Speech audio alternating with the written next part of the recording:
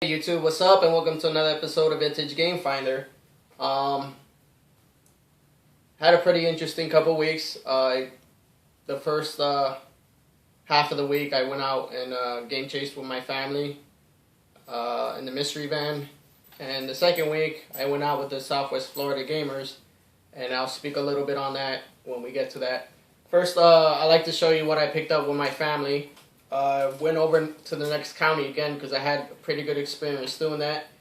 But it didn't work out, so I have one or two things that I picked up along the way around there, but for the most part, this was the stuff that I found coming home from that area. So I went to an indoor flea market we have over here in my county, and I managed to pick up a player's pack from Interact. This is a aftermarket controller for the Sega Dreamcast.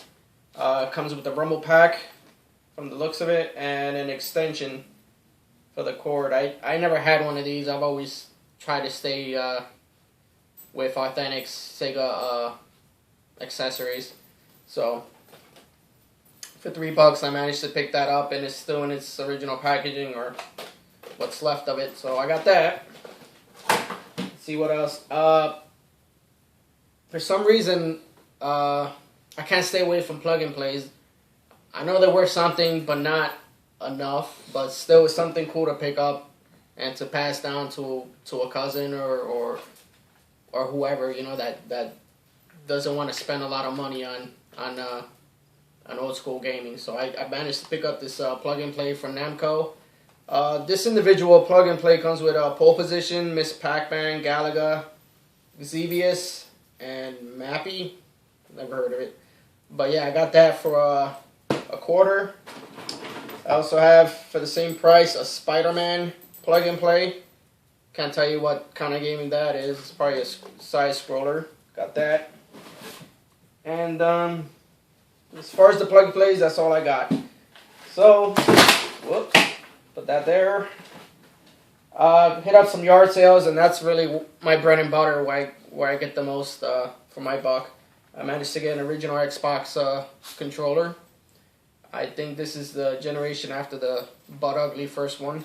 That was really huge. So I got that for $1. And let's see what else we have. We have a PlayStation 1 memory card, original.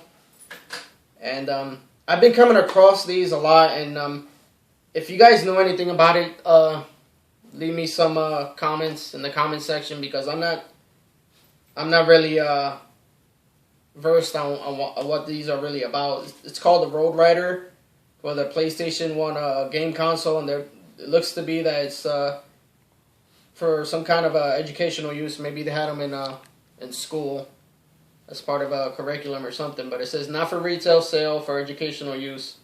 And I have one this individual one is language arts, but I have one that's in math also, and they come in these neat little pouches here.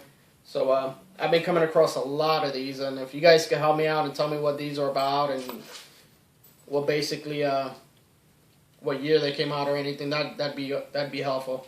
So this is my second one of those, and I got another game here, Hardcore 4x4 for the PlayStation.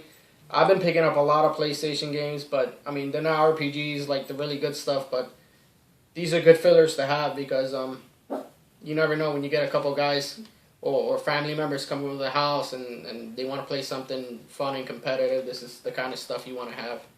So I got that. Then I went to that indoor flea market I was talking about before. I ended up picking up,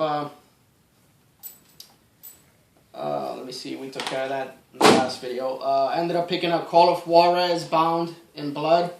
I haven't had the chance to play this yet because I've been working a lot and out trying to pick up stuff like always. So I will eventually get to this, but from what I read in Game Informer, I had pretty good reviews, so I managed to pick this up for $3. So I'll be playing that eventually. And then got some NES games like always. Rygar from Tecmo. Loved playing this when I was a kid. It has not aged well, but it's still a good game to have in the NES library. So I got that. Another classic here, Ghosts and Goblins. It took me 20 minutes to beat the first level, which I think is my personal best. This game is really frustrating, but it's still fun to play. And another classic here, Mike Tyson's Punch-Out. I understand there's two labels. One which is this, and then the one after the trial where he got convicted. All you old timers know what's up with that. Where it was just a different label and it didn't have Mike Tyson on it. It just said Punch-Out. So I got this one. I'll be looking for the other copy eventually. And one more yard sale pickup I managed to find. This is towards the end of the weekend, and I saw it and I made an offer, and it was too good, for me not to, pick it up. So I'm not really into the driving accessories, but at the price that I got it for, I went ahead and picked it up. It says, looks like it's from Pelican, a Pelican driving steering wheel for the PlayStation 2. I will be trying it out, but I know for sure it will end up going on eBay or being traded with one of my friends online. So I picked this up for, I think the guy asked $8 and I got him down to $4. So for $4, I think it's pretty good. So got that. And then the second half of the week, I went ahead and went game chasing with my gaming community, which is Southwest Florida Gamers. It's an up-and-coming community page on Facebook, and it's getting bigger by the day. It started with about 4 or 6 of us, and I think now it's maybe about 15, 18 people, but the community is really great. It's a bunch of great guys. We're starting to get females too, which is awesome. It's cool to have that kind of diversity. And I managed to go out on that Sunday with Nick, aka Casper the Friendly Gamer, and also Raphael, Stray Geeked Out. Do yourself a favor and subscribe to those channels, because those guys are pretty good, and they're definitely insightful with everything retro. So I went ahead and went to a couple flea markets with them, and this is what I managed to pick up.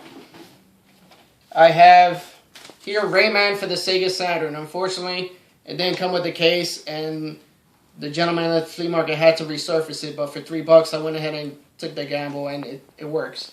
So I managed to have this now for Sega Saturn and PS1. Got a free manual from another person at a flea market. I had the hard copy. I was missing the manual in the box, and now I'm just missing the box. So I managed to get that for free, so I was pretty happy about that. Let's see what else. I have Star Wars Rebel Strike Rogue Squadron, the limited edition preview disc for the GameCube. I realize these are demos, and I have more than a couple of demos already. But I still like picking these up because they're GameCube exclusives, and I don't see too many of them around, so I always try to pick them up, even if they're just demos, like I said. I got that for $1. Then I got Disney's Party for GameCube. This one I got, actually, I got this and Spyro Enter the Dragonfly. I got both of these for $8. This one is complete. And this one, I believe, just has a registration card and the game itself. Sorry about my speech. We will blame Rolling Rock. Excuse me. Delicious. Okay. I think that's all we have for GameCube. Now we're going on Sega, and I managed to pick up the Sega Smash Pack Volume 1 for the Dreamcast. I spent a little bit more than my wife would be happy about, but I had to get one of these because I always wanted a compilation, any kind of compilation on Dreamcast, because I just have that Sega love in me. And it came with 12 Sega hits: Sonic the Hedgehog, Golden Axe, Shining Force, which I never got to play as a kid, Streets of Rage 2, which I love, and a couple other ones, Shinobi and Altered Beast, Vector Man, all that. I will be playing this. I will be keeping it. But yeah, for $10, I don't think it was that bad. I mean, look, it still has the Dreamcast registration card and all that other crap. So I chose to spend a little bit more. So sometimes you gotta treat yourself. And like I said, it's always good to have friends in the gaming community, because I do get hookups every now and then. And my friend Raphael, aka Stray Geeked Out, hooked me up with the Nintendo Power Cord for the 64, which I've been looking for. I find them a lot, but I just can't justify paying 15 to 20 bucks to a reseller. So I became patient with it. I took my time, and eventually I got a good friend to hook me up, and in turn for me getting this, I gave him one of my spare N64s with the memory expansion pack. So I think it ended up being a decent trade. So got that. Also, if you watched one of my earlier videos, you knew that I had a PS2 Slim with no power cord though. So I ended up picking that up. I got this for 10 bucks from that store that's closing in my area eventually, called Play and Trade. Kind of sad about it, but I'm going every other day to see what else I can pick up. But this for 10 bucks, I don't think it's too bad. So when I get my PS2 Slim to work, I'll be very happy. Okay, now we're rounding third base and getting home. I also managed to pick this up at the flea market. This is the AV cord for the Super Nintendo. I managed to get this for $1. I've been looking for this for a long time, but I just didn't want to go on eBay or Amazon and pay the outrageous prices they were asking for it. Got it for $1. I'm happy. Moving on.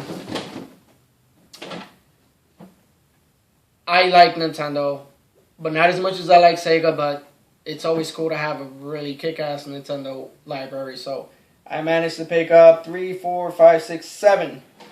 7, altogether 10 Nintendo games, and I'm pretty happy about it because now I could get more shopping.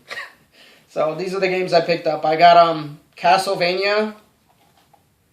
Got this for $1, but I can't get it to work entirely, so I'll be working my magic on it, and hopefully I can get it to work eventually. So got that for $1. If I get it to work, then that's a win in my book because this game is not cheap at all. Also, I picked up Bases Loaded for $1. I know it's a sports game, but I love sports games. So finally got a baseball game. Excuse me, for the NES. Rad Racer, which is a classic in my book. This I believe was 1987 Square. Great game. I like Outrun better, but for the Nintendo and for racing game, Rad Racer is the one to beat. Another classic, Tetris. Got this one for $3, which is I think the going rate. The label's pretty good shape, and I love Tetris. So I went ahead and got that. This is a Capcom game that I did not remember at all as a kid. So I was kind of excited when I picked it up. It's called Section Z.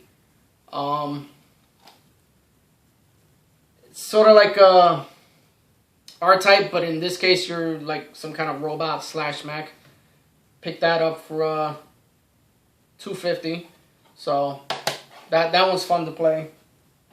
Another one I played growing up, but that has aged terribly, is Bad Dudes. I got this for $2. It wants to be Double Dragon, but then it doesn't want to be because I don't know. There's just some elements that that make it different than Double Dragon, but the concept is basically the same thing. But if I had to pick between this and Double Dragon, I'd go with Double Dragon always. And the last game I picked up is Atari Warriors from SNK. I don't like this game at all.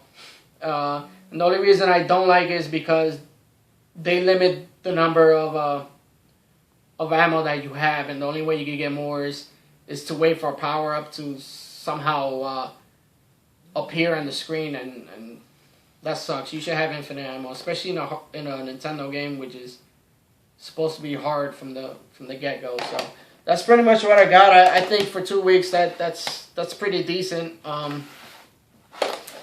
I'll probably be taking this weekend off because I've been going at this 100 miles an hour. I need to take a break, so I'll probably take this break off, and by the time I make my next video, it should be a little bit better. I'm gonna level up as far as the editing goes and the camera work, and I'll be giving my director a raise, so that should help out as well. But anyways, the best deal is always gonna be in the garage sales, but it's always good to have friends and to network, because the stuff you don't have, they have, and vice versa, that they don't have, I have. So it's always good to network and have people there that'll help you. So thanks for for watching. Rate, comment, subscribe. I always appreciate that. And stay safe. And cheers.